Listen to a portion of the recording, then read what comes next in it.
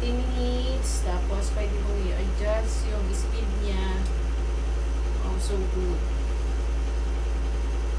I care.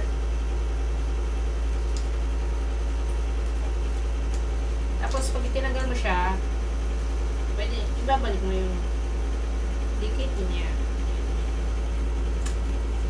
So, yun guys. Ito yung electronic nerve stimulator.